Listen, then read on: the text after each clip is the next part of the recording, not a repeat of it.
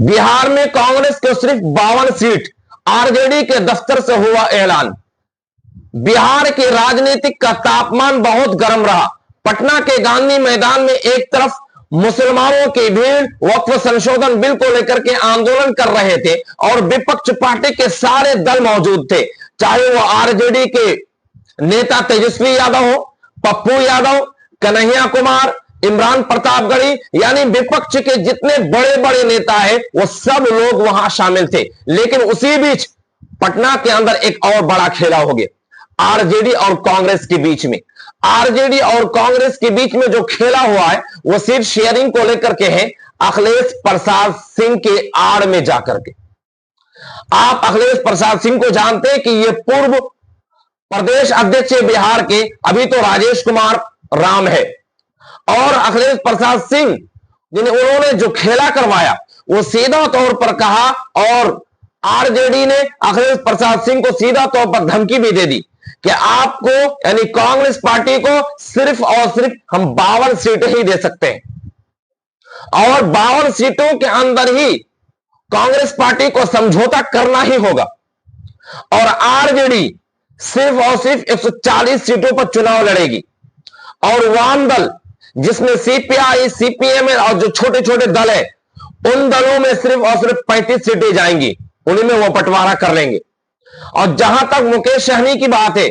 मुकेश सहनी सिर्फ 16 सीटें देने के अनुमान बताया जा रहा। और साथ में एक और बड़ी खबर यह है कि अगर पशुपति पारस अभी वो किधर भी नहीं है, ना तो वो एनडीए की तरफ है ना तो वो महागठबंधन की तरफ है,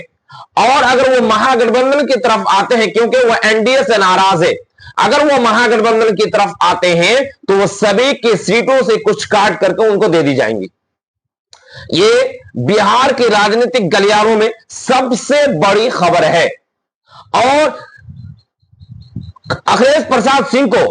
सीधा चुनौती आरजेडी की तरफ से, आरजेडी के दफ्तर से आई और कहा कि अगर 52 सीटें अगर आप नहीं देते हैं, 52 सीटें अगर आप नहीं लेते हैं और इससे ज्यादा के अनुमान लगाते हैं, ज्यादा की मांग करते हैं, आप अपना रास्ता नाप लीजिए, मुझे इसकी जरूरत नहीं है। जाहिर सी बात है कि अगर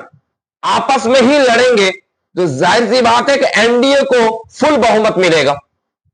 और एनडीए को हराने के लिए सब एक दूसरे के तय कोशिश कर रहे हैं। लेकिन यह कांग्रेस पार्टी के लिए अच्छी खबर नहीं है क्योंकि सिर्फ 52 सीटें पिछले 2020 में जब चुनाव लड़ा गया था वो सिर्फ 70 सीटों पर चुनाव लड़ा गया था, लेकिन इस बार सिर्फ 52 सीटों पर संतुष्टि करना पड़ा और करना पड़ रहा है। जबकि इस बार कांग्रेस पार्टी पिछले साल से ज्यादा मजबूती में दिख रहे हैं। इस बार कांग्रेस पार्टी के नेतृत्व बहुत मजबूत है। इस बार बड़े बड़े नेता पटना में उतर चुके हैं, बिहार की राजनीति में उतर चुके हैं और इस बार कुछ अच्छा होने वाला है। लेकिन इसी जगह पर कांग्रेस को सिर्फ 52 सीटें देने के अनुमान, ये आरजेडी को कहीं लेकर ना डूबे, इसीलिए ये 52 सीटें देना कांग्रेस पार्टी को और आरजेडी 140 सीटों पर लड़ना, यह अपने आप में एक कांग्रेस पार्टी को खलेगी और यह हो सकता है कि इसके अंदर भी खेला हो जाए, लेकिन संतुष्टि तो खैर करना ही पड़ेगा क्योंकि कांग्रेस पार्टी और आरजेडी यानी महागठबंधन में जितने भी सहयोगी दल है, इन दलों में एक तरह से सबसे बड़ी पार्टी आरजेडी है। लेकिन आरजेडी अगर अपनी मनमानी करती है तो इसका फल, इसका परिणाम बुरा भी हो सकता है। इसलिए चाहिए कि एक सोच विचार करने के बाद इसमें दोबारा मंथन हो और कांग्रेस पार्टी को कुछ सीटें और बढ़ा के दी जानी चाहिए ताकि कांग्रेस पार्टी मजबूती के साथ और अपनी हॉपलेस के साथ नहीं, अपनी एनर्जी और अपनी जागरूकता के साथ, अपने तमाम कार्यकर्ताओं के साथ, अपने जोर और शोर के साथ चुनाव लड़े और सफलता हासिल करें और महागठबंधन की सरकार बने। तो फिलहाल इस खबर में इतना ही।